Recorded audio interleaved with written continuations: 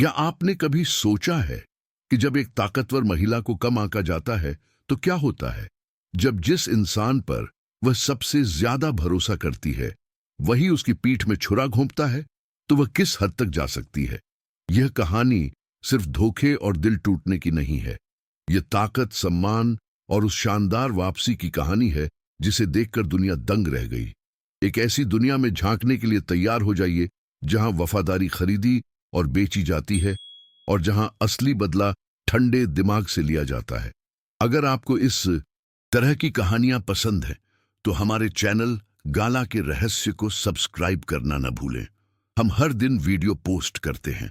अगर आपको यह कहानी पसंद आए तो वीडियो को लाइक करें और कमेंट्स में हमें बताइए कि आप कहां से हैं और आप हमें किस समय सुन रहे हैं। विक्रम राठौड़ की क्रूर हंसी बांद्रा, मुंबई के पेंट हाउस अपार्टमेंट में गूंज रही थी जब वह अपनी प्रेमिका को अपने सेल फोन पर अपनी पत्नी की तस्वीरें दिखा रहा था। देखो इसाबेला, उसने घृणा से स्क्रीन पर अपनी उंगली फिराते हुए कहा। अनन्या पिछले हफ्ते के गाला डिनर में सोफिस्टिकेटेड बनने की कोशिश कर रही है। बेचारी, उसे एहसास ही नहीं होता कि वह कितनी हास्यास्पद लगती है जब वह कला को समझने का नाटक करती है, जबकि वह अपनी स्टाइलिस्ट की मदद के बिना अपने कपड़े भी मुश्किल से चुन पाती है। 28 साल की खूबसूरत फ्रांसीसी आर्ट क्यूरेटर इसाबेला रोसी सच्ची खुशी के बजाय शिष्टाचारवश धीरे से हंसी। विक्रम, शायद तुम्हें जो कहते हो उसमें ज्यादा सावधान रहना चाहिए, क्योंकि उसे कभी पता नहीं चलेगा। अनन्या अपनी चाय पार्टियों और पिलाटेस क्लास की दुनिया में रहती है। उसे इस बात का बिल्कुल भी अंदाजा नहीं है कि असली दुनिया में क्या होता है। अगर विक्रम को पता होता कि ठीक उसी पल 3 मंजिल नीचे उसकी पत्नी डिप्लोमेटिक प्लेट वाली एक काली रोल्स रॉयस से बाहर निकल रही थी, अगर उसे पता होता कि जिस भोली भाली महिला को वह इतना नीचा समझता था, उसने पिछले 6 महीने एक ऐसा नेटवर्क बनाने में बिताए थे जो मुंबई के अभिजात वर्ग को कंपा देता, अगर उसे पता होता कि अनन्या उस अपार्टमेंट में एक नाटकीय टकराव के लिए नहीं बल्कि एक ऐसी योजना के अंतिम निष्पादन के लिए जा रही थी जो न केवल उसकी शादी बल्कि उसकी मेहनत से बनाई गई पूरी प्रतिष्ठा को भी नष्ट कर देगी, तो वह हंसना बंद कर देता। अरब सागर का गहरा पानी मुंबई की सुनहरी रोशनी को दर्शा रहा था जब अनन्या राठौड़ मालाबार हिल में अपने घर की मनोरम खिड़कियों से शहर को देख रही थी। 35 साल की उम्र में उसमें एक ऐसी कालातीत सुंदरता थी जो पुनर्जागरण के उस्तादों द्वारा चित्रित की गई लगती थी। सुनहरे भूरे बाल जो उसके कंधों तक नरम लहरों में गिरते थे, हरी आंखें जो रोशनी के साथ रंग बदलती थीं और एक स्वाभाविक शालीनता जो किसी भी कपड़े को, चाहे वह कितना भी सरल क्यों ना हो, उसके शरीर पर ओल्ड कल्चर जैसा बना देती थी। लेकिन उस पल अनन्या अपनी शक्ल या उन तुच्छ बातों के बारे में नहीं सोच रही थी जो विक्रम के अनुसार उसके दिमाग में छाई रहती थीं। वह पिछले 6 महीनों से गणना कर रही थी, जब से उसे अपने पति के इसाबेला रोसी के साथ संबंध के बारे में पता चला था। प्रतीत होने वाली निर्दोष संयोगों की एक श्रृंखला के माध्यम से वह चुपचाप एक सजावटी पत्नी से एक निर्दयी रणनीतिकार में बदल गई थी। जो विक्रम नहीं जानता था और जिसे जानने की उसने कभी परवाह नहीं की, वह यह था कि अनन्या भारत के सबसे पुराने और राजनीतिक रूप से जुड़े परिवारों में से एक से आती थी। उसकी परदादी नेहरू की विश्वास पात्र थीं। उसके दादा 3 देशों में राजदूत थे और उसकी मां रानी गायत्री देवी सिंघानिया अभी भी मुंबई के डिप्लोमेटिक और व्यावसायिक क्षेत्रों में काफी प्रभाव रखती थीं। अनन्या ने अपनी शादी के 5 सालों के दौरान जानबूझकर इस विरासत को छुपाया था। विक्रम द्वारा अपेक्षित समर्पित पत्नी की भूमिका निभाने में संतुष्ट थी, लेकिन अब उसके विश्वासघात के सबूतों के साथ जो उसकी पुरानी शीशम की डेस्क पर रखी एक फाइल में सावधानीपूर्वक प्रलेखित थे, यह दुनिया को और विशेष रूप से विक्रम को दिखाने का समय था कि वह वास्तव में कौन थी। विक्रम राठौड़ 40 साल की उम्र में लग्जरी रियल एस्टेट सेक्टर में अपनी किस्मत बना चुका था। अंतर्राष्ट्रीय अभिजात वर्ग के लिए विशेष संपत्तियां विकसित कर रहा था जो मुंबई को अपने व्यक्तिगत खेल के मैदान के रूप में देखते थे। वह पारंपरिक रूप से सुंदर था, लंबा, काले बाल, हमेशा पूरी तरह से कंघी किए हुए, एक चौकोर जबड़ा जो सोसाइटी पत्रिकाओं में अच्छी तस्वीरें देता था। उसका असली आकर्षण उस अहंकारपूर्ण आत्मविश्वास में था जिसके साथ वह मुंबई के सामाजिक हलकों में घूमता था, हमेशा यह जानते हुए कि निवेशकों को प्रभावित करने के लिए क्या कहना है, और हमेशा अपनी सफलता की छवि को पूरा करने के लिए अपने साथ एक आदर्श पत्नी रखता था। जिसे वह महसूस नहीं करता था वह यह था कि सालों से अनन्या ही थी जो चुपचाप उसके लिए दरवाजे खोल रही थी। उसके पारिवारिक संपर्क, उसके सामाजिक संबंध, दूसरे लोगों को सहज महसूस कराने की उसकी स्वाभाविक क्षमता, ये सब उसकी सफलता के लिए मौलिक था। लेकिन विक्रम ने इन सफलताओं को अपने आकर्षण और व्यावसायिक कौशल का परिणाम माना था।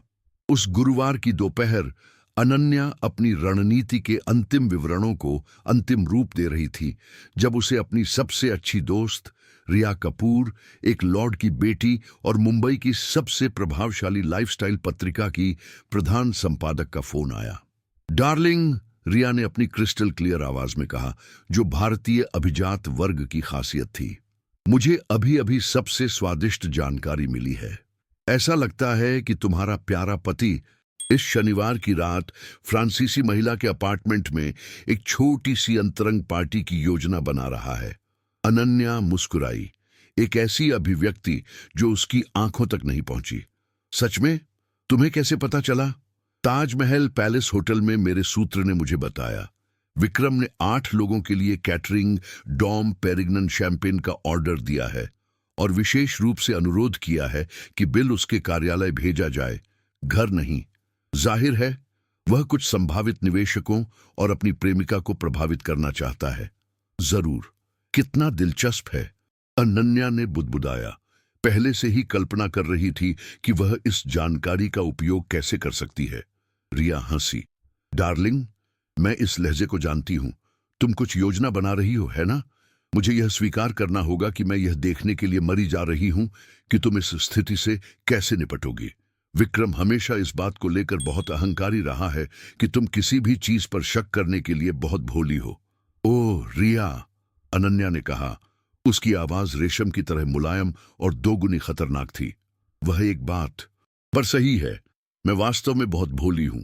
इतनी भोली कि मैं एक ऐसे आदमी द्वारा अपमानित होना स्वीकार करूं जो अपनी हर चीज के लिए उन कनेक्शनों का आर्नी है जो मैं शादी में लाई थी। उस रात जब विक्रम अपने कार्यालय में देर तक काम कर रहा था, या कम से कम ऐसा ही वह कहता था, अनन्या ने एक ऐसे नंबर पर फोन किया जिसे उसने सालों से डायल नहीं किया था।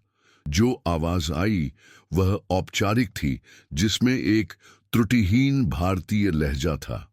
सिंघानिया निवास। राम सिंह, मैं अनन्या हूं, मुझे मां से बात करनी है। जरूर मिस अनन्या, एक पल कृपया। रानी गायत्री देवी सिंघानिया अपनी बेटी के वैवाहिक जीवन से कूटनीतिक रूप से दूर रही थीं। अपनी पारिवारिक विरासत का उपयोग करने के बजाय एक आम पत्नी के रूप में जीने के उसके चुनाव का सम्मान करती थीं। लेकिन जब अनन्या ने स्थिति की व्याख्या की तो उसकी आवाज में अभिजात वर्ग की ठंडक ने यह स्पष्ट कर दिया कि कोई भी सिंघानिया का अपमान बिना परिणाम के नहीं कर सकता। प्रिय, रानी गायत्री ने पूरी कहानी सुनने के बाद कहा, यह समय है कि तुम उस आम आदमी को याद दिलाओ कि तुम वास्तव में कहां से आती हो, और इससे भी महत्वपूर्ण बात, यह उसे दिखाने का समय है कि जब कोई हमारे वंश की महिला को कम आंकता है तो क्या होता है। मां, मुझे कुछ एहसानों की जरूरत होगी। मुझे बताओ, क्या लॉर्ड कपूर का अभी भी द इकोनॉमिक टाइम्स में प्रभाव है, और क्या श्रीमती शर्मा अभी भी मुंबई के सबसे खास डिनर का आयोजन करती हैं? पहले से कहीं ज्यादा प्रिय। और जब मैं कुछ फोन कॉल कर लूंगी तो विक्रम राठौड़ को पता चलेगा कि मुंबई उन लोगों के लिए एक बहुत छोटा शहर हो सकता है जो सही लोगों को नाराज करते हैं। अपनी मां से बात करते हुए अनन्या ने लिविंग रूम के पुराने आईने में अपने प्रतिबिंब को देखा। 5 सालों तक वह विक्रम द्वारा एक एक्सेसरी के रूप में प्रदर्शित की जाने वाली सुंदर और विचारशील पत्नी बनकर संतुष्ट रही थी। उसने व्यापार न समझने का नाटक किया था, जबकि वास्तव में उसके पास आईआईएम अहमदाबाद से पीजीपीएक्स की डिग्री थी। उसने केवल शौक के लिए सामाजिक होने का नाटक किया था, जबकि वास्तव में उसके कनेक्शन उसके पोर्टफोलियो में किसी भी संपत्ति से अधिक मूल्यवान थे। लेकिन अब आईने में उसे वापस देख रही दृढ़निश्चयी महिला को देखकर अनन्या ने महसूस किया कि उसने वास्तव में जो थी उससे कम होकर बहुत समय बर्बाद कर दिया था। यह विक्रम और पूरे मुंबई के लिए असली अनन्या सिंघानिया राठौड़ को जानने का समय था, और वह महिला अपमान को माफ नहीं करती थी। शुक्रवार की सुबह मुंबई पर धूसर छाई हुई थी, लेकिन अनन्या के लिए दिन उज्जवल होने का वादा कर रहा था। उसने पिछली रात कई चालों का समन्वय करते हुए बिताई थी, जिन्हें विक्रम तभी समझ पाता जब नुकसान को उलटने में बहुत देर हो चुकी होती। जब वह उसके बगल में सो रहा था, अपनी देर रात की बैठकों में से एक के बाद धीरे धीरे खर्राटे ले रहा था, उसने कई विचारशील संदेश भेजे थे जो शहर के सामाजिक और व्यावसायिक नक्शे को फिर से आकार देना शुरू कर देंगे। उसका पहला कदम स्पष्ट रूप से निर्दोष था। मुंबई की कुछ सबसे प्रभावशाली महिलाओं के लिए अपने घर पर एक चाय पार्टी।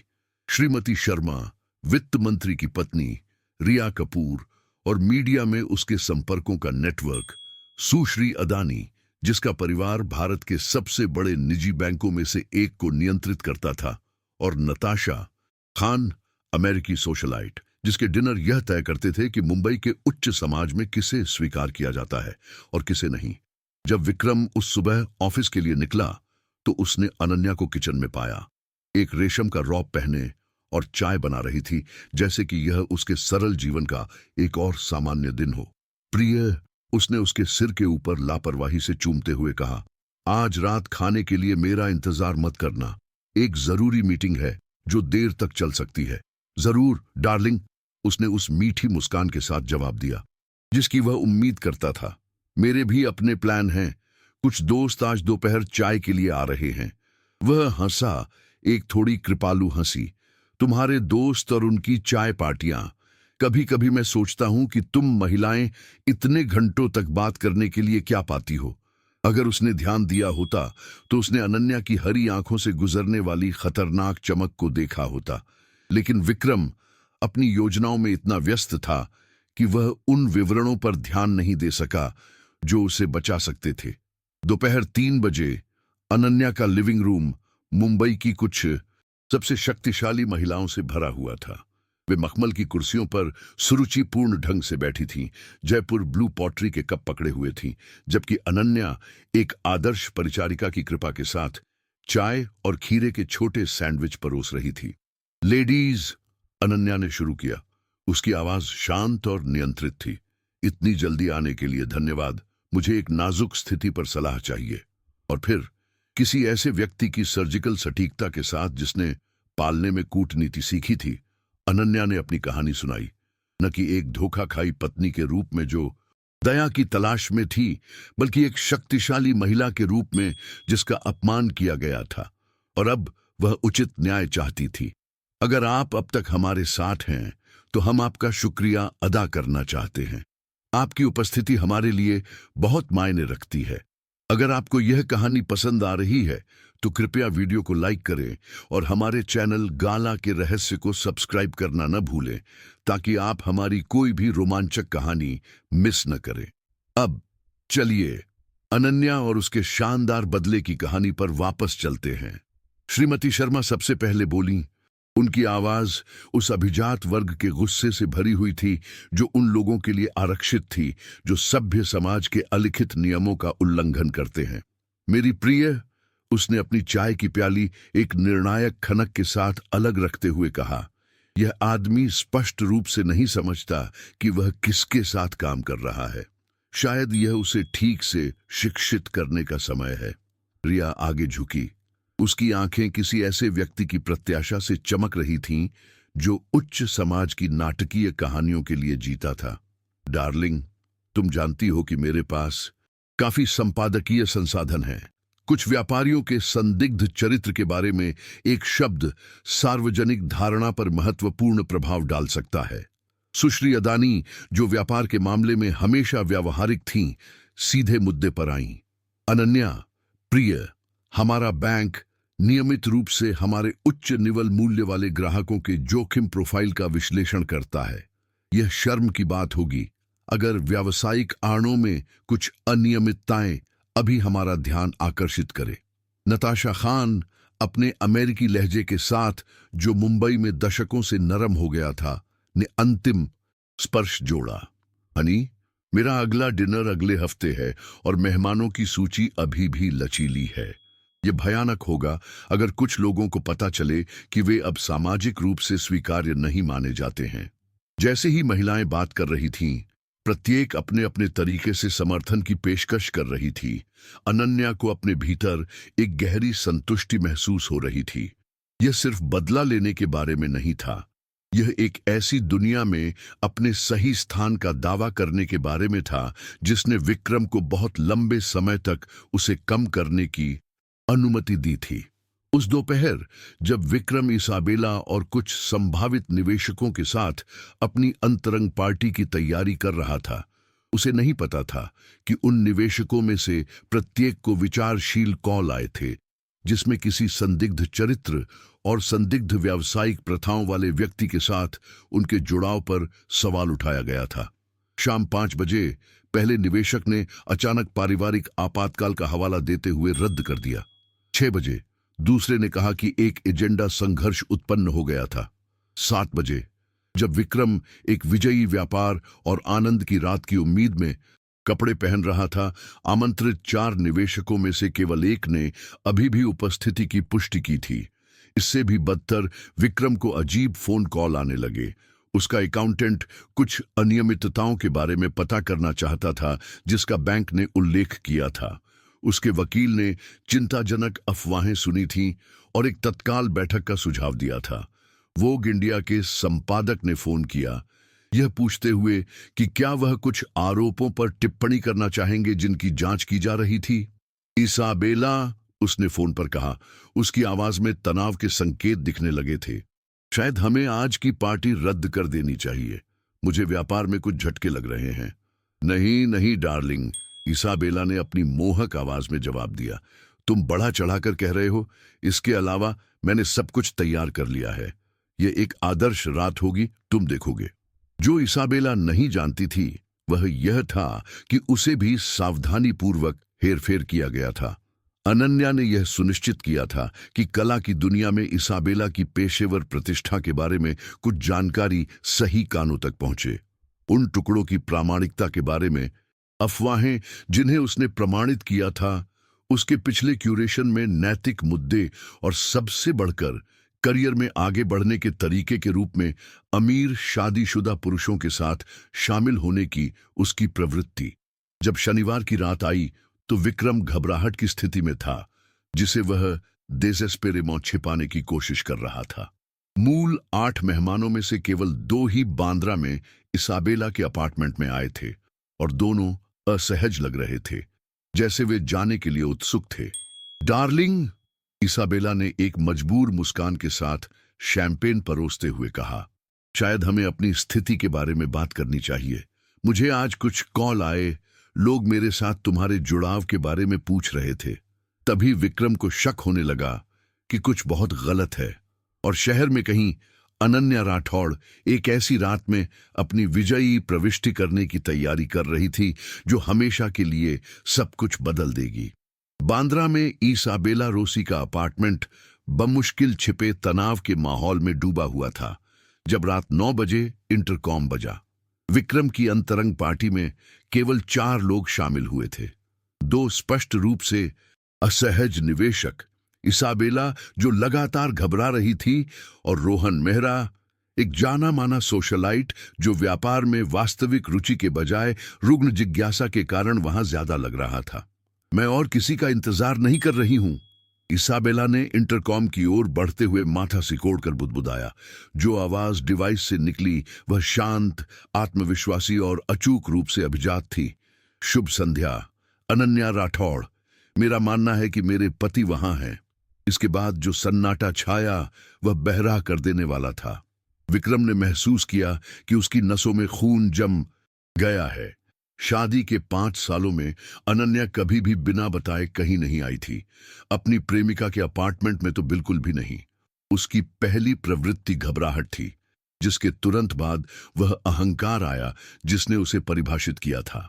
उसे ऊपर मत आने दो, उसने इसाबेला से फुसफुसाया। उसे यहां आकर हमारी रात बर्बाद करने का कोई अधिकार नहीं है। लेकिन इसाबेला, जिसने अपनी पेशेवर प्रतिष्ठा के बारे में लगातार चिंताजनक कॉल प्राप्त करते हुए दिन बिताया था, अब विक्रम के अहंकार की रक्षा करने में कोई दिलचस्पी नहीं रखती थी। वास्तव में डार्लिंग, मुझे लगता है कि हमें इसे एक बार और हमेशा के लिए हल कर लेना चाहिए। उसने रिलीज बटन दबाया। 5 मिनट बाद अपार्टमेंट का दरवाजा खुला और अनन्या राठौड़ ने एक ऐसी प्रविष्टि की जिसने कमरे को पूरी तरह से चुप करा दिया। उसने एक काली सब्यसाची साड़ी पहनी थी जो उसके सिलहूट को पूरी तरह से गले लगा रही थी। जिमी चू हील्स जो उसकी पहले से ही प्रभावशाली ऊंचाई में कुछ इंच जोड़ रही थी, और गहने जो विक्रम ने पहले कभी नहीं देखे थे, हीरे और पन्ने का एक हार जो पुराने पारिवारिक धन की चीख चीख कर गवाही दे रहा था। लेकिन यह उसकी उपस्थिति नहीं थी जिसने कमरे के माहौल को बदल दिया, यह उसकी मौजूदगी थी। जो महिला उस अपार्टमेंट में दाखिल हुई थी वह प्यारी और थोड़ी शर्मीली पत्नी नहीं थी जिसे विक्रम जानता था। यह अपनी पूरी बर्फीली महिमा में एक भारतीय अभिजात थी। कोई ऐसा व्यक्ति जो उस कमरे से कहीं ज्यादा महत्वपूर्ण कमरों को नियंत्रित करने का आदी था। शुभ संध्या, उसने कहा। उसकी आवाज क्रिस्टल की तरह सन्नाटे को काट रही थी। कमरे के चारों ओर किसी ऐसे व्यक्ति की अभिव्यक्ति के साथ देख रही थी जो अधीनस्थों के एक समूह का मूल्यांकन कर रहा हो। मुझे उम्मीद है कि मैं कुछ महत्वपूर्ण बाधित नहीं कर रही हूं। रोहन मेहरा, जो सिंघानिया परिवार को दशकों से जानता था, सदमे से उभरने वाला पहला व्यक्ति था। लेडी अनन्या, उसने कहा, सम्मान के एक इशारे में स्वचालित रूप से उठते हुए जो उसने सालों से नहीं दिखाया था। आपको यहां देखकर आश्चर्य हुआ। शीर्षक के उपयोग ने विक्रम को भ्रम में डाल दिया। 5 सालों में उसने कभी किसी को अपनी पत्नी को लेडी कुछ भी कहते नहीं सुना था। अनन्या वास्तविक सौहार्द के साथ रोहन पर मुस्कुराई। रोहन डार्लिंग, तुम्हारी माँ कैसी है? माँ ने उल्लेख किया कि तुम लोगों ने पिछले हफ्ते एक साथ डिनर किया था। बहुत अच्छी। पूछने के लिए धन्यवाद। रानी गायत्री हमेशा की तरह दीप्तिमान है। विक्रम ने बढ़ते भ्रम और कुछ ऐसी चीज के चुभन के साथ आदान प्रदान देखा जिसे वह तब तक पहचान नहीं सका जब तक उसे एहसास नहीं हुआ कि यह डर था। वहां एक ऐसी गतिशीलता हो रही थी जिसे वह समझ नहीं पा रहा था। एक सामाजिक खेल एक ऐसे स्तर पर खेला जा रहा था जो उसकी समझ से परे था। विक्रम, अनन्या ने अंत में कहा, एक ऐसी मुस्कान के साथ उसकी ओर मुड़ते हुए जो एक साथ मीठी और भयानक होने में कामयाब रही। कितना आकर्षक अपार्टमेंट है इसाबेला, मैं मानती हूं। इसाबेला, जिसने यूरोपीय कला हलकों में घूमते हुए साल बिताए थे, ने असली शक्ति को देखते ही तुरंत पहचान लिया। नमस्ते मैडम, इसाबेला रोसी। हाँ क्यूरेटर, मैंने आपके काम के बारे में सुना है। अनन्या का लहजा पूरी तरह से विनम्र था, लेकिन एक अंतर्निहित ठंडक थी जिसने इसाबेला को अनैच्छिक रूप से सिकुड़ने पर मजबूर कर दिया। तभी विक्रम ने स्थिति पर नियंत्रण हासिल करने की कोशिश की। अनन्या, मुझे नहीं पता कि तुम यहां क्या कर रही हो, लेकिन यह पूरी तरह से अनुचित है। हम एक महत्वपूर्ण व्यापार बैठक के बीच में हैं। अनन्या के होठों से जो हंसी निकली वह पिघली हुई चांदी की तरह थी, सुंदर लेकिन खतरनाक। एक व्यापार बैठक? ओह डार्लिंग, क्या तुम इसे यही कहते हो? उसने कमरे के चारों ओर देखा। शैंपेन, अंतरंग सजावट, जिस तरह से इसाबेला विक्रम के बहुत करीब खड़ी थी उस पर ध्यान दिया। कितना दिलचस्प है। रोहन मेहरा स्पष्ट रूप से असहज बढ़ती दिलचस्पी के साथ एक बहाना बुदबुदाया और दरवाजे की ओर बढ़ गया। 2 निवेशक तुरंत उसके पीछे हो ली। केवल घातक त्रिकोण को छोड़कर विक्रम, इसाबेला और वह पत्नी जिसे उसने 5 लंबे सालों तक कम आंका था। विक्रम ने फिर से कोशिश की। उसकी आवाज ने उस कृपालु लहजे को अपना लिया जो वह हमेशा उसके साथ इस्तेमाल करता था। अनन्या, तुम स्पष्ट रूप से स्थिति को नहीं समझती हो। तुम घर क्यों नहीं जाती? और हम इस बारे में बाद में बात करेंगे, जब मैं सब कुछ ठीक से समझा सकूंगा। लेकिन इस बार उस लहजे का, जो हमेशा काम करता था, विपरीत प्रभाव पड़ा। अनन्या एक ऐसी अभिव्यक्ति के साथ उसकी ओर मुड़ी जो उसने पहले कभी नहीं देखी थी, शुद्ध और सरल श्रेष्ठता। ओह मेरे प्यारे विक्रम, उसने कहा, अपार्टमेंट में धीरे धीरे चलते हुए, जैसे कि वह उसकी मालिक हो। मुझे लगता है कि अंत में यह समय आ गया है कि तुम कुछ ऐसी बातें समझो जो तुम्हें बहुत पहले पता चल जानी चाहिए थीं। वह हैंगिंग गार्डन्स की ओर देखने वाली खिड़की के सामने रुकी। वही पार्क जहां वह एक बच्ची के रूप में खेली थी, जहां उसके परिवार का पीढ़ियों से प्रभाव था। उदाहरण के लिए उसने उसका सामना करने के लिए मुड़ते हुए कहा, शायद तुम्हें पता होना चाहिए कि तुम्हारी पत्नी ठीक वैसी नहीं है जैसी तुम सोचते हो। और फिर किसी ऐसे व्यक्ति की विनाशकारी सटीकता के साथ जिसने उस पल की महीनों तक योजना बनाई थी, अनन्या ने विक्रम द्वारा झूठ और अहंकार पर बनाए गए जीवन को व्यवस्थित रूप से नष्ट करना शुरू कर दिया। इसाबेला डार्लिंग, उसने उस फ्रांसीसी महिला की ओर मुड़ते हुए कहा, जो एक कुर्सी पर स्पष्ट रूप से सिकुड़ी हुई थी। मुझे लगता है कि विक्रम ने तुम्हें अपनी सरल और थोड़ी सीमित भारतीय पत्नी के बारे में बताया होगा। इसाबेला की चुप्पी पर्याप्त जवाब थी। कितनी शर्म की बात है कि उसने यह उल्लेख नहीं किया कि यह सरल पत्नी वास्तव में लेडी अनन्या सिंघानिया है, भारत के सबसे सम्मानित राजदूतों में से एक की बेटी, नेहरू के विश्वासपात्रों की पोती और एक ऐसी संपत्ति की उत्तराधिकारी जो उसकी लग्जरी संपत्तियों को गुड़िया के घर जैसा बना देती है। विक्रम के चेहरे से रंग पूरी तरह से उड़ गया। अनन्या ने जारी रखा। उसकी आवाज ने वही संवादी लहजा बनाए रखा जब वह एक के बाद एक बम फोड़ रही थी। और यह शर्म की बात है कि उसने यह नहीं समझाया कि पिछले 5 सालों में उसकी सभी व्यावसायिक सफलताएं केवल उन कनेक्शनों के कारण संभव हुईं जो मैंने चुपचाप प्रदान किए थे। वर्ली सी फेस परियोजना के निवेशक मेरे द्वारा पेश किए गए थे। अल्टा माउंट रोड में उद्यम के लिए वित्त पोषण को मंजूरी दी गई थी क्योंकि मेरे परिवार की बैंक में हिस्सेदारी है। इसाबेला अनन्या और विक्रम के बीच बढ़ते डर के साथ देख रही थी, यह महसूस करते हुए कि उसे विक्रम के जीवन में किसी और की तरह ही पूरी तरह से धोखा दिया गया था। लेकिन सबसे दुखद बात, अनन्या ने कहा, अंत में विक्रम के पास पहुंचते हुए जो सदमे से लकवाग्रस्त था, यह है कि उसने कभी महसूस नहीं किया कि उसकी पत्नी सिर्फ वह सुंदर सजावट नहीं थी जो वह सोचता था। वह उसकी असली साथी थी, उसकी सुरक्षा, एक ऐसी दुनिया में उसका प्रवेश जिसके लिए उसे अकेले कभी पहुंच नहीं मिलती। वह मुस्कुराई और रात में पहली बार मुस्कान वास्तव में मनोरंजक थी प्रिय भूतकाल। तभी विक्रम को अंत में अपनी आवाज मिली, हालांकि यह एक घुटी हुई बड़बड़ाहट के रूप में निकली। अनन्या, मैं समझा सकता। ओह, तुम्हें कुछ भी समझाने की जरूरत नहीं है, उसने खुशी से जवाब दिया। वास्तव में मुझे तुम्हें धन्यवाद देना चाहिए। विक्रम की आंखों में भ्रम लगभग हास्यप्रद था। तुमने मुझे आजाद कर दिया डार्लिंग।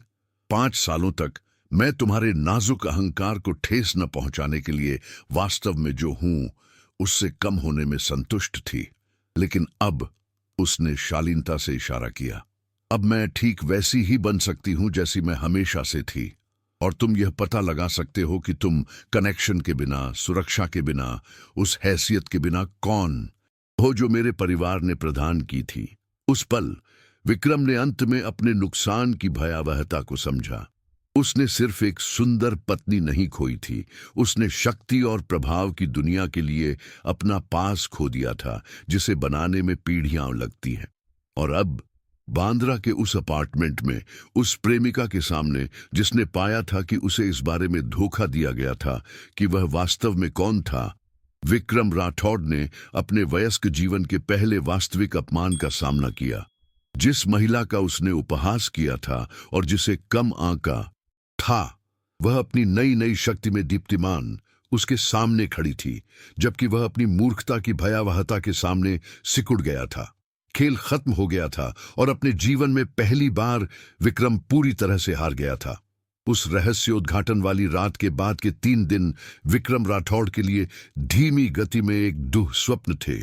वह सोमवार को अपने खाली अपार्टमेंट में जागा। अनन्या रात के दौरान अल्टामाउंट रोड में पारिवारिक संपत्ति में चली गई थी और उसे दरवाजे पर अखबारों का एक ढेर मिला था, जिसे उसकी गृहिणी ने बमुश्किल छिपी दया की अभिव्यक्ति के साथ छोड़ा था। सुर्खियां विनाशकारी थीं। लग्जरी व्यवसायी अभिजात पत्नी के कनेक्शन के साथ साम्राज्य बनाया। द इकोनॉमिक टाइम्स, महिला के पीछे का आदमी, कैसे विक्रम राठौड़ ने सिंघानिया उपनाम का इस्तेमाल किया। The times of India, lady Ananya Rathore, Rathore उद्यमों के पीछे की असली ताकत। वोग इंडिया, रिया कपूर ने सावधानी बरती थी। प्रत्येक लेख में विस्तार से बताया गया था कि कैसे विक्रम की व्यावसायिक सफलताएं केवल अनन्या के मूक कनेक्शनों के माध्यम से संभव हुई थीं। निवेशकों ने खुलासा किया कि उन्होंने उसके साथ व्यापार करते समय सिंघानिया परिवार की त्रुटिहीन प्रतिष्ठा पर भरोसा किया था। बैंकरों ने स्वीकार किया कि ऋण समेकित संपत्ति के आधार पर स्वीकृत किए गए थे, जो उन्होंने मान लिया था कि उसकी पत्नी के वंश से भी आता है। इससे भी बदतर, लेखों ने अनन्या को पीड़ित के रूप में नहीं, बल्कि उस सफलता के असली वास्तुकार के रूप में प्रस्तुत किया जिसका विक्रम ने अपना होने का दावा किया था। उसकी ऐसी तस्वीरें थीं जो उसने कभी नहीं देखी थीं। प्रधानमंत्रियों के साथ चैरिटी बैठकों में भाग लेते हुए, राजदूतों के साथ डिनर करते हुए, व्यापारिक नेताओं के साथ आर्थिक नीतियों पर चर्चा करते हुए। वह कैसे नहीं जान सकता था कि उसने किससे शादी की है। सामाजिक स्तंभकारों ने अनुमान लगाया। जवाब सरल था, क्योंकि विक्रम ने कभी भी अपनी पत्नी को वास्तव में जानने में दिलचस्पी नहीं ली थी। उसके लिए वह एक सुंदर एक्सेसरी थी जो उसकी सफलता की छवि को पूरा करती थी। मंगलवार को वित्तीय परिणाम शुरू हुए। सुश्री अदानी के बैंक ने उसके आड़नों की शर्तों पर फिर से विचार किया। अचानक अनियमितताएं पाईं, जिन्हें तत्काल परिसमापन की आवश्यकता थी। उसके 3 सबसे बड़े निवेशकों ने चल रही परियोजनाओं से वित्त पोषण वापस ले लिया। वर्ली सी फेस परियोजना, उसकी उत्कृष्ट कृति, ने खरीदारों को खो दिया जब उन्हें पता चला कि जिस विशेष पहुंच का वादा किया गया था वह पूरी तरह से एक ऐसी पत्नी के कनेक्शन पर निर्भर करती थी जो अब उन्हें साझा करने को तैयार नहीं थी। लेकिन शायद सबसे विनाशकारी झटका एक अप्रत्याशित स्रोत से आया, उसका अपना वकील विक्रम। मिस्टर देसाई ने बुधवार को एक आपातकालीन बैठक के दौरान कहा, मुझे आपकी कानूनी स्थिति के बारे में स्पष्ट होना होगा। जब आपने लेडी अनन्या से शादी की तो आपने एक प्रीन्युपशियल समझौते पर हस्ताक्षर किए, जिसे स्पष्ट रूप से आपको अधिक ध्यान से पढ़ना चाहिए था। विक्रम ने माथा सिकोड़ा। उसे शादी से पहले दस्तावेजों पर हस्ताक्षर करना अस्पष्ट रूप से याद था, लेकिन उसने मान लिया था कि वे मानक औपचारिकताएं थीं। तुम्हारा क्या मतलब है? समझौता निर्दिष्ट करता है कि आपकी ओर से सिद्ध बेवफाई के मामले में आप सिंघानिया परिवार के कनेक्शन, संदर्भों या संसाधनों का उपयोग करके बनाई गई संपत्ति पर किसी भी दावे का अधिकार खो देते हैं। इसमें ठीक है, इसमें लगभग वह सब कुछ शामिल है जो आपने पिछले 5 सालों में बनाया है। विक्रम की दुनिया उस पल ढह गई। न केवल वह अपनी पत्नी को खो रहा था, बल्कि उसने पाया कि उसने वास्तव में उस साम्राज्य का स्वामित्व कभी नहीं किया था जिसे उसने बनाने के बारे में सोचा था। इस बीच अनन्या फल फूल रही थी। अपनी वास्तविक प्रकृति को छिपाने की आवश्यकता से मुक्त होकर वह मुंबई के सामाजिक और व्यावसायिक हलकों में एक ऐसी कृपा और आत्मविश्वास के साथ घूम रही थी जिसने सभी को प्रभावित किया। यूरोप के 3 सबसे बड़े वित्तीय प्रकाशनों के साथ साक्षात्कार निर्धारित थे, प्रतिष्ठित कंपनियों के निदेशक मंडल में शामिल होने के निमंत्रण थे, और जो सबसे आश्चर्यजनक था, भारत के कुछ सबसे योग्य पुरुषों से रोमांटिक प्रस्ताव थे। डार्लिंग, रानी गायत्री ने गुरुवार को द ओबेरॉय में एक लंच के दौरान कहा, तुम बिल्कुल दीप्तिमान लग रही हो। मैंने तुम्हें इतना तुम जैसा कभी नहीं देखा। अनन्या ने अपनी अर्ल ग्रे चाय का स्वाद लेते हुए मुस्कुराया। 5 सालों तक मैंने एक औसत दर्जे के आदमी के अहंकार को खतरा न पहुंचाने के लिए जो थी उससे कम होने का नाटक किया। अब मुझे याद है कि बस अपनी त्वचा में मौजूद रहना कितना अच्छा लगता है, और विक्रम लोगों को कम आंकने के परिणामों के बारे में एक मूल्यवान सबक सीख रहा है। अनन्या ने एक नाजुक हरकत के साथ प्याली अलग रख दी। मुझे कल उसका फोन आया। वह हमारी स्थिति के बारे में बात करना चाहता था। और तुमने क्या कहा? अनन्या की मुस्कान पॉलिश की हुई बर्फ की तरह थी। मैंने कहा कि हमारे वकील बात कर सकते हैं। मेरे पास उससे चर्चा करने के लिए और कुछ नहीं था। उस दोपहर विक्रम इतना हताश था कि उसने कुछ ऐसा किया जिसे उसने कभी नहीं माना था, भीख मांगना।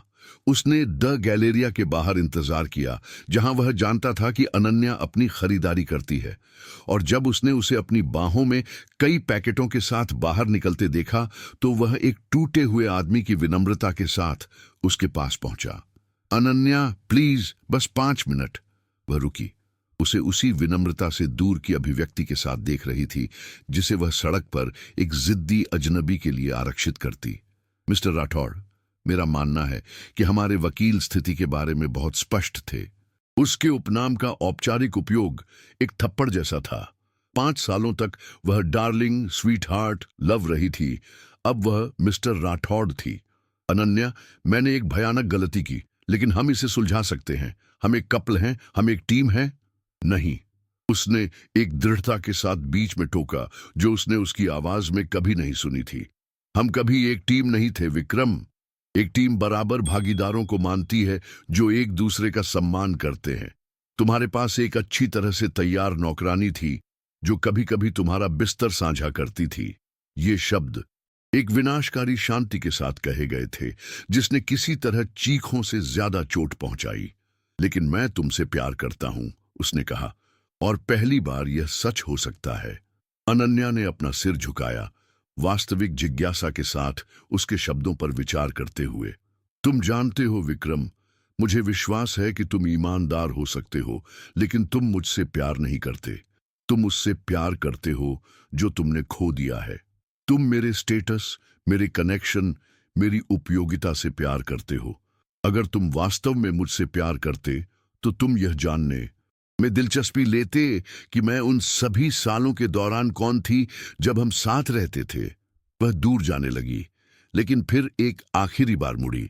और अगर तुम वास्तव में मेरा सम्मान करते तो तुम मुझे अपनी प्रेमिका के सामने कभी भी रिडिकुलाइज नहीं करते।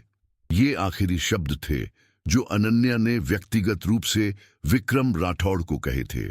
शुक्रवार को इसाबेला के अपार्टमेंट में टकराव के एक हफ्ते बाद विक्रम को 2 अंतिम झटके लगे। पहला एक कानूनी नोटिस के रूप में आया। इसाबेला रोसी उस पर मानहानि का मुकदमा कर रही थी, यह आरोप लगाते हुए कि उसने अपनी वित्तीय और सामाजिक स्थिति के बारे में झूठ बोला था ताकि उसे एक ऐसे रिश्ते में प्रेरित किया जा सके जिसने उसकी पेशेवर प्रतिष्ठा को नुकसान पहुंचाया था। दूसरा और भी विनाशकारी था। अनन्या ने अपनी सगाई की घोषणा कर दी थी। विचाराधीन व्यक्ति सर राजवीर सिंह थे, एक ड्यूक के बेटे, फ्रांस में पूर्व भारतीय राजदूत और वर्तमान में यूरोप के सबसे बड़े सांस्कृतिक फाउंडेशनों में से एक के अध्यक्ष। वह ठीक उसी तरह का आदमी था जो हमेशा अनन्या के कद के किसी व्यक्ति के लिए एकदम सही था। कोई ऐसा व्यक्ति जिसने पहली मुलाकात से ही उसे महत्व दिया और सराहा था। टाइम्स में घोषणा की तस्वीर में अनन्या को एनसीपीए में एक चैरिटी गाला के दौरान राजवीर की बाह में दीप्तिमान दिखाया गया था। उसने एक गाला गाउन पहना था जिसने उसे एक राजकुमारी जैसा बना दिया था, और उसकी खुशी इतनी वास्तविक थी कि तस्वीर के माध्यम से भी यह देखना संभव था कि यह एक ऐसी महिला थी जिसने अंततः पाया था कि वह कहाँ की है। आप उससे इतनी जल्दी कैसे मिले? एक रिपोर्टर ने एक साक्षात्कार के दौरान राजवीर से पूछा। वास्तव में उसने एक मनोरंजक मुस्कान के साथ जवाब दिया, अनन्या और मैं सालों से अपने परिवारों के माध्यम से एक दूसरे को जानते हैं। मैंने हमेशा उसकी बुद्धिमत्ता और कृपा की प्रशंसा की, लेकिन वह शादीशुदा थी। बेशक जब मुझे पता चला कि वह फिर से आजाद है, उसने सुरुचिपूर्ण ढंग से कंधे उचकाए। मैंने समय बर्बाद नहीं किया। साक्षात्कार पढ़ते हुए विक्रम ने अंतिम और विनाशकारी सच्चाई को महसूस किया। राजवीर सिंह जैसे लोगों ने हमेशा अनन्या के मूल्य को पहचाना था, केवल वह उसे न देखने के लिए काफी अंधा था। उस रात अपने तेजी से खाली होते अपार्टमेंट में अकेला गृहिणी ने इस्तीफा दे दिया था। आपूर्तिकर्ता नकद भुगतान की मांग कर रहे थे और यहां तक कि उसके पौधे भी देखभाल की कमी से मर रहे थे। विक्रम ने अंततः अपने नुकसान की सीमा को समझा। उसने सिर्फ एक पत्नी नहीं खोई थी, उसने एक असाधारण साथी खो दिया था। एक ऐसी महिला जिसका प्यार और समर्थन उन सभी चीजों का असली आधार था जिन्हें उसने जीतने के बारे में सोचा था। उसने एक ऐसे समाज में अपना स्थान खो दिया था जो अब उसे वैसा ही देखता था जैसा वह वास्तव में था। एक आम आदमी जिसे अपनी कक्षा से ऊपर शादी करने का असाधारण सौभाग्य मिला था और उस सौभाग्य को फेंकने की और भी बड़ी मूर्खता थी। लेकिन शायद सबसे दर्दनाक एहसास यह समझना था कि अनन्या सिर्फ उससे बदला नहीं ले रही थी, वह आगे बढ़ रही थी। किसी ऐसे व्यक्ति के साथ एक नया जीवन बना रही थी जो उसे एक संग था, जबकि वह हमेशा के लिए अतीत में फंसा हुआ था, यह जानते हुए कि उसके हाथों में कुछ कीमती था और उसने उसे नष्ट करने का विकल्प चुना था। विक्रम की सजा गरीबी या सामाजिक बहिष्कार नहीं होगी, हालांकि दोनों आ रहे थे। उसकी असली सजा अपना शेष जीवन यह जानते हुए बिताना होगा कि उसे एक असाधारण महिला से प्यार किया गया था और वह यह महसूस करने के लिए बहुत अहंकारी था जब तक कि यह महत्वपूर्ण होने के लिए बहुत देर नहीं हो चुकी थी। 6 महीने बाद, उस रात के बाद जिसने सब कुछ बदल दिया, मुंबई एक विशेष रूप से शानदार वसंत की सुबह जागा।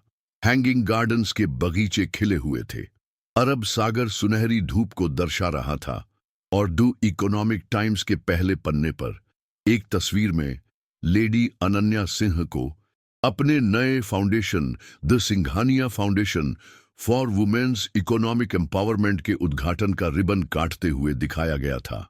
पिछले कुछ महीनों में अनन्या का परिवर्तन किसी शानदार से कम नहीं था।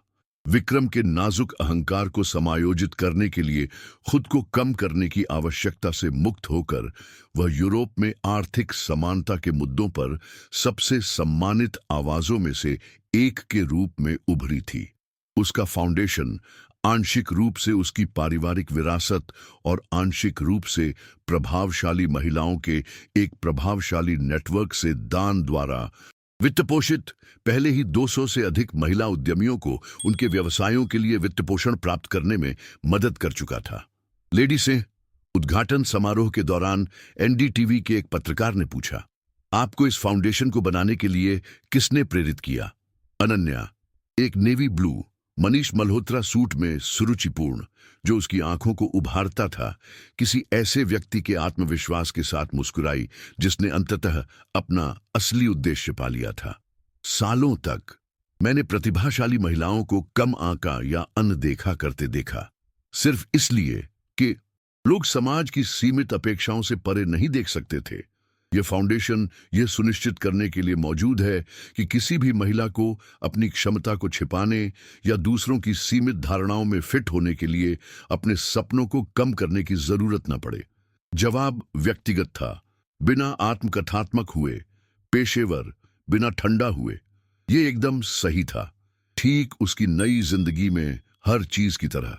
राजवीर सिन्हा उसके बगल में खड़ा था, गर्वित लेकिन अधिकारपूर्ण नहीं, सुर्खियों में आने की कोशिश किए बिना उसका समर्थन कर रहा था। उसके और विक्रम के बीच का अंतर स्पष्ट था। जहां विक्रम ने हमेशा अनन्या की सफलताओं को अपने मूल्य के प्रतिबिंब के रूप में माना था, वहीं राजवीर उन्हें उसकी उपलब्धियों के रूप में मनाता था। मेरी पत्नी, उसने समारोह के बाद राजनयिकों के एक समूह से कहा, सामाजिक परिवर्तन के लिए एक दृष्टि है जो व्यावहारिक और प्रेरणादायक दोनों है। मैं खुद को इस काम में उसका समर्थन करने में सक्षम होने के लिए विशेषाधिकार प्राप्त मानता हूं। उसका समर्थन शब्द ने सब कुछ कह दिया। राजवीर उसे नियंत्रित करने या निर्देशित करने की कोशिश नहीं कर रहा था, वह बस समर्थन प्रदान कर रहा था ताकि वह चमक सके। इस बीच शहर के दूसरी ओर विक्रम राठौड़ नॉटिंग हिल के एक कैफे में बैठा था।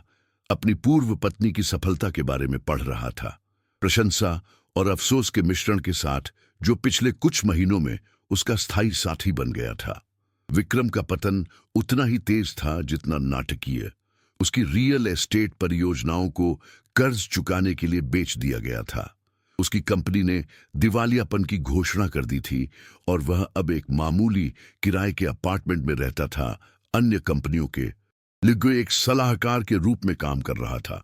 एक ऐसी स्थिति जो केवल इसलिए उपलब्ध थी क्योंकि कुछ संपर्क अभी भी उसे काम की पेशकश करने के लिए पर्याप्त दया के साथ याद करते थे। इसाबेला उस दुर्भाग्यपूर्ण रात के लगभग तुरंत बाद उसके जीवन से गायब हो गई थी। उसने उसके खिलाफ जो मुकदमा दायर किया था उसे अदालत के बाहर सुलझा लिया गया था, लेकिन उसकी प्रतिष्ठा को हुआ नुकसान अपरिवर्तनीय था। मुंबई का कला समुदाय छोटा था और यह कहानी कि उसने उसे प्रभावित करने के लिए जानकारी में हेरफेर कैसे किया था, तेजी से फैल गई थी। सबसे दर्दनाक बात यह थी कि विक्रम ने पाया था कि इसाबेला के साथ उसका रिश्ता कभी भी किसी भी तरफ से सच्चे प्यार पर आधारित नहीं था।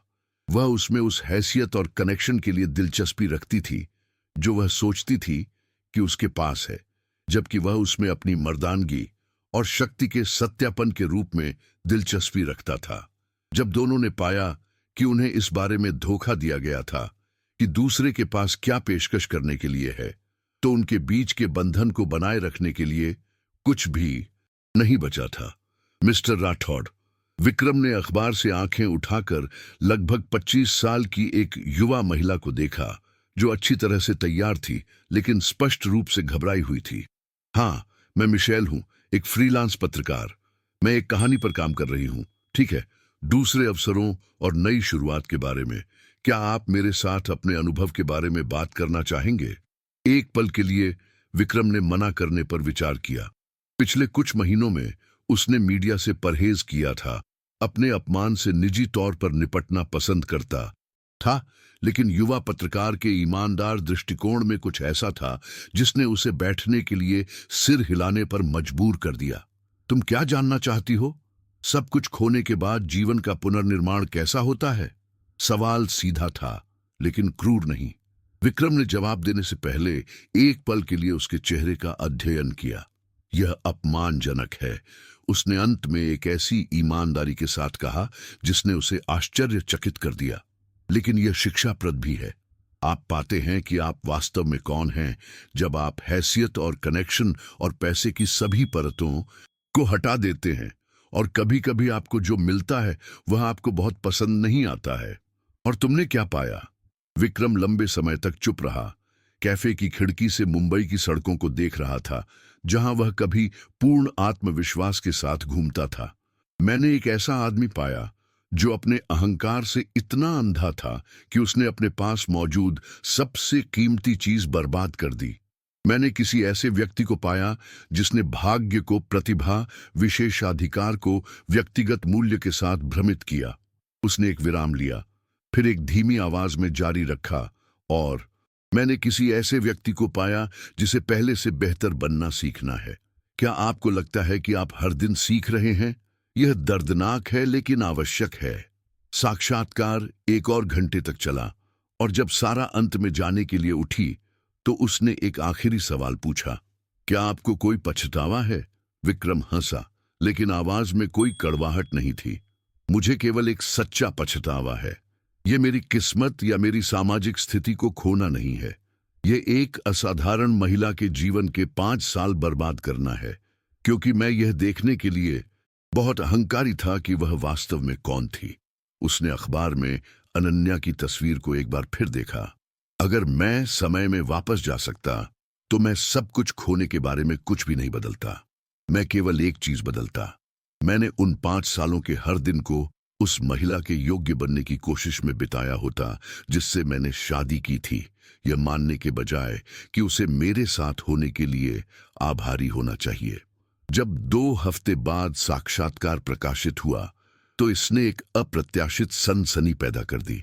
इसलिए नहीं कि विक्रम ने खुद को सही ठहराने या अपने पतन के लिए दूसरों को दोष देने की कोशिश की थी, बल्कि इसलिए कि उसने अपने विकल्पों के लिए पूरी जिम्मेदारी एक ऐसी ईमानदारी के साथ स्वीकार की थी जो गिरे हुए सार्वजनिक हस्तियों में दुर्लभ थी। अनन्या ने अल्टामाउंट रोड में अपने नए घर में साक्षात्कार पढ़ा, एक पारिवारिक संपत्ति जिसे वैवाहिक समझौतों के बजाय उसके व्यक्तिगत स्वाद को दर्शाने के लिए पुनर्निर्मित किया गया था। वह राजवीर के साथ सुबह की चाय पी रही थी जब वह उस हिस्से पर पहुंची जहां विक्रम अपने पछतावे के बारे में बात करता है। वह अंततः बड़ा हो गया। राजवीर ने उसके कंधे पर से पड़ते हुए देखा। ऐसा लगता है, अनन्या ने सहमति व्यक्त की। यह शर्म की बात है कि इसमें इतना समय लगा। क्या तुम अभी भी उसके लिए कुछ महसूस करती हो? सवाल बिना ईर्ष्या के पूछा गया था। राजवीर खुद पर और अनन्या के प्यार पर इतना सुरक्षित था कि वह अतीत के भूतों के बारे में चिंता नहीं करता। यह शुद्ध जिज्ञासा थी। अनन्या ने सवाल पर ध्यान से विचार किया। मुझे दया आती है, उसने अंत में कहा। उस तरह की दया नहीं जो आपको मदद करने या वापस जाने के लिए प्रेरित करती है, बल्कि वह दया जो आप तब महसूस करते हैं जब आप किसी को अपने जीवन के साल गर्व या मूर्खता के कारण बर्बाद करते देखते हैं। यह एक दूर की दया है, जैसे आप एक नाटक में एक दुखद चरित्र के लिए महसूस करेंगे। उसने अखबार को मोड़ा और उसे अलग रख दिया। लेकिन मुख्य रूप से मुझे कृतज्ञता महसूस होती है। कृतज्ञता। अगर विक्रम एक बेहतर पति होता तो मैं अपना पूरा जीवन खुद का एक कमतर संस्करण बनकर बिता सकती थी। उसके अहंकार ने मुझे फिर से खोजने के लिए मजबूर किया कि मैं वास्तव में कौन थी, और इसने मुझे तुम्हारे पास, इस काम, इस जीवन में पहुंचाया। राजवीर ने धीरे से उसके माथे को चूमा। तो शायद हमें एक धन्यवाद कार्ड भेजना चाहिए, उसने कहा, उससे एक सच्ची हंसी छीनते हुए। उस दोपहर जब अनन्या अपने फाउंडेशन की एक बोर्ड बैठक की अध्यक्षता कर रही थी, अपनी गतिविधियों को अन्य यूरोपीय शहरों में विस्तारित करने की योजनाओं पर चर्चा कर रही थी, विक्रम अपने छोटे अस्थायी कार्यालय में था। एक ग्राहक के लिए अनुबंधों की समीक्षा कर रहा था जिसने उसे दूसरा मौका दिया था। यह एक ईमानदार काम था, भले ही ग्लैमरस न हो। वह अपने असली कौशल का उपयोग कर रहा था, अपने खोए हुए कनेक्शन का नहीं। एक पारिवारिक कंपनी को एक जटिल विस्तार में नेविगेट करने में मदद करने के लिए पहली बार सालों में उसे उसके लिए भुगतान किया जा रहा था, जो वह जानता था, न कि जिसे वह जानता था। और अजीब तरह से इसमें एक संतुष्टि थी जो उसने अपने झूठे गौरव के दिनों के दौरान कभी महसूस नहीं की थी। उसका फोन बजा। यह उसका नया ग्राहक था, अगले हफ्ते के लिए एक बैठक की पुष्टि कर रहा था। मिस्टर राठौड़, लाइन के दूसरी तरफ से आवाज आई। मैं आपके द्वारा हमारे साथ किए गए काम के लिए धन्यवाद देना चाहता था। इसने वास्तव में एक अंतर बनाया। फोन काटने के बाद विक्रम अपनी कुर्सी पर वापस झुक गया और इस पर विचार किया कि कैसे वास्तविक काम के लिए धन्यवाद के सरल शब्द उन सभी खाली तारीफों से बेहतर लग सकते थे जो उसे तब मिले थे जब वह अमीर और अच्छी तरह से जुड़ा हुआ था। शायद, उसने सोचा, यह असली सबक था जिसे उसे सीखने की जरूरत थी कि वास्तविक मूल्य वास्तविक योगदान से आता है, दिखावे या संघों से नहीं। और शायद, बस शायद, अभी भी उसके लिए उस तरह का आदमी बनने का समय था जो सम्मान का हकदार था, भले ही वह फिर कभी अनन्या का हकदार न हो। शहर के दूसरी ओर लेडी अनन्या सिंह अपने पति के साथ डिनर कर रही थी। उदयपुर में एक विलंबित हनीमून की योजना बना रही थी और विकासशील देशों में लड़कियों के लिए तकनीकी स्कूल बनाने के लिए एक संयुक्त परियोजना के विवरण पर चर्चा कर रही थी। उसने दुनिया में अपनी जगह पाली थी, किसी की पत्नी के रूप में नहीं, बल्कि अपनी ताकत के रूप में। और अपने वयस्क जीवन में पहली बार वह पूरी तरह से खुद के रूप में जी रही थी। विक्रम के साथ अतीत एक अलग जीवन जैसा लगता था, जिसे खुद के एक पिछले संस्करण ने जिया था, जिसने उससे कम स्वीकार किया था जितना वह क्सुंग जांग थी। अनन्या का यह संस्करण फिर कभी कम पर समझौता नहीं करेगा, और वह जानती थी स्वतंत्रता की असली परिभाषा थी। द लीला पैलेस का बॉलरूम मुंबई के अभिजात वर्ग से भरा हुआ था, जो सिंघानिया फाउंडेशन के वार्षिक गाला के लिए एकत्र हुए थे। लेडी अनन्या सिंह अब 40 साल की और अपने प्रभाव के चरम पर मेहमानों के बीच उस स्वाभाविक कृपा के साथ घूम रही थी जो किसी ऐसे व्यक्ति की थी जो उस दुनिया के लिए पैदा हुई थी। उसका फाउंडेशन यूरोप के सबसे सम्मानित परोपकारी संगठनों में से एक बन गया था, जिसने 5,000 से अधिक महिलाओं को अपने व्यवसाय स्थापित करने में मदद की थी। अनन्या को अक्सर महिला आर्थिक सशक्तिकरण पर अंतर्राष्ट्रीय सम्मेलनों में बोलने के लिए आमंत्रित किया जाता था और उसकी पुस्तक hidden in plain sight rediscovering on एक अंतर्राष्ट्रीय बेस्ट सेलर बन गई थी। लेडी सिंह, जर्मन राजदूत ने अपनी पत्नी के साथ उसके पास पहुंचते हुए कहा, मेरी पत्नी आपसे मिलने के लिए उत्सुक थी। दुबई में आपका व्याख्यान कई जर्मन महिला उद्यमियों के लिए परिवर्तनकारी था। मेहमानों से बात करते हुए अनन्या ने हॉल के दूसरी ओर एक परिचित आकृति को देखा। विक्रम राठौड़ वहां खड़ा था, एक सूट पहने हुए था जो अच्छी तरह से कटा हुआ था, स्पष्ट रूप से उन लोगों की गुणवत्ता का नहीं था जो वह अतीत में पहनता था। वह एक मामूली दिखने वाली महिला के साथ था, बदसूरत नहीं, लेकिन उस नाटकीय सुंदरता के बिना जिसने हमेशा विक्रम को अतीत में आकर्षित किया था। उनकी आंखें भीड़ के पार मिलीं और 5 सालों में पहली बार उन्होंने एक दूसरे को पहचाना। विक्रम ने विचारपूर्वक सिर हिलाया, एक सम्मानजनक इशारा जिसने अंतरंगता का अनुमान नहीं लगाया। अनन्या ने एक विनम्र मुस्कान के साथ जवाब दिया और अपनी बातचीत पर वापस लौट आई। उस रात बाद में जब कार्यक्रम समाप्त हो रहा था, विक्रम एक ऐसे क्षण में उसके पास आया जब वह क्षण भर के लिए अकेली थी। अनन्या, उसने कहा। उसकी आवाज में एक विनम्रता थी जो उसने पहले कभी नहीं सुनी थी। मुझे उम्मीद है कि आप यहां मेरी उपस्थिति का बुरा नहीं मानेंगी। मैं मार्गरेट वेब के साथ आया हूं। उसे आपके फाउंडेशन से उसके कैटरिंग व्यवसाय के लिए समर्थन मिला। मैं उसकी अकाउंटिंग में मदद करता हूं। अनन्या ने अपने सामने खड़े आदमी का अध्ययन किया। 5 सालों ने विक्रम को मौलिक रूप से बदल दिया था। उसकी आंखों के चारों ओर रेखाएं थीं जो ईमानदार काम और वास्तविक चिंताओं की बात करती थीं। उसका आसन कम अहंकारी था, उसके कपड़े कम दिखावटी। वह एक ऐसे तरीके से वास्तविक लग रहा था जैसा वह अपनी शादी के दौरान कभी नहीं लगा था। बेशक मुझे कोई आपत्ति नहीं है, उसने ईमानदारी से कहा। तुम कैसे हो विक्रम? जितना मैं क्सुंग जांग हूं उससे बेहतर, उसने एक आत्महीन मुस्कान के साथ जवाब दिया। मार्गरेट एक अच्छी धैर्यवान महिला है। वह मुझे ठीक वैसे ही जानती है जैसा मैं अब हूं, न कि जैसा मैं पहले था। मैं तुम्हारे लिए खुश हूं और मुझे तुम पर गर्व है, उसने प्रभावशाली लोगों से भरे हॉल की ओर इशारा करते हुए कहा। नहीं, आश्चर्यचकित नहीं। मैं हमेशा जानता था कि तुम असाधारण थीं, लेकिन यह देखकर गर्व है कि दुनिया तुम्हें उस तरह से पहचान रही है जैसा हमेशा होना चाहिए था। उसकी ईमानदारी में कुछ मार्मिक था। अनन्या ने महसूस किया कि उसके सामने खड़ा आदमी वास्तव में अपने पतन से सीखा और विकसित हुआ था। धन्यवाद विक्रम, यह तुम्हारे विचार से कहीं ज्यादा मायने रखता है। राजवीर उसके बगल में आया, राजनयिक शिष्टाचार के साथ विक्रम की ओर हाथ बढ़ाते हुए। मिस्टर राठौड़, मेरा मानना है। राजवीर सिंह। सर राजवीर, विक्रम ने पेश किए गए हाथ को हिलाते हुए जवाब दिया। आपसे मिलकर खुशी हुई अंत में, और मेरी पूर्व पत्नी को उतना खुश करने के लिए धन्यवाद जितना वह सुंगजांग है। उसके शब्दों में कोई कड़वाहट नहीं थी, केवल एक सच्ची स्वीकृति और यहां तक कि कृतज्ञता भी। अनन्या ने अपनी खुशी खुद हासिल की। राजवीर ने विनम्रता से जवाब दिया, मैं बस इतना भाग्यशाली था कि जब उसने इसे पुनः प्राप्त करने का फैसला किया तो मैं उपलब्ध था। जब विक्रम मार्गरेट को खोजने के लिए दूर चला गया तो राजवीर जिज्ञासा से अनन्या की ओर मुड़ा। वह मेरे उम्मीद से अलग लगता है। वह अलग है, उसने सहमति व्यक्त की।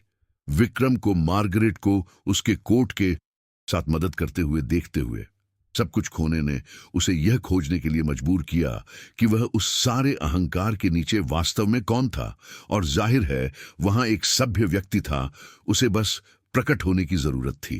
क्या तुम अभी भी उसके लिए कुछ महसूस करती हो? अनन्या ने सवाल पर ध्यान से विचार किया। मुझे समापन महसूस होता है, उसने अंत में कहा। सालों तक मैंने गुस्सा और निराशा ढोई, आज रात पहली बार मैंने उसे देखा और केवल शांति महसूस की। उसने दुनिया में अपनी जगह पा ली है, मैंने अपनी पा ली है, और हम दोनों एक साथ होने से बेहतर हैं। जब वेद लीला से मुंबई की रात में बाहर निकले तो अनन्या ने इस पर विचार किया कि कैसे जीवन लोगों को वहां रखने का एक अजीब तरीका है जहां वे हैं। विक्रम को एक इंसान के रूप में अपने वास्तविक मूल्य की खोज के लिए सब कुछ खोना पड़ा था। उसे अपनी ताकत की खोज के लिए कम आका और धोखा दिया जाना पड़ा था।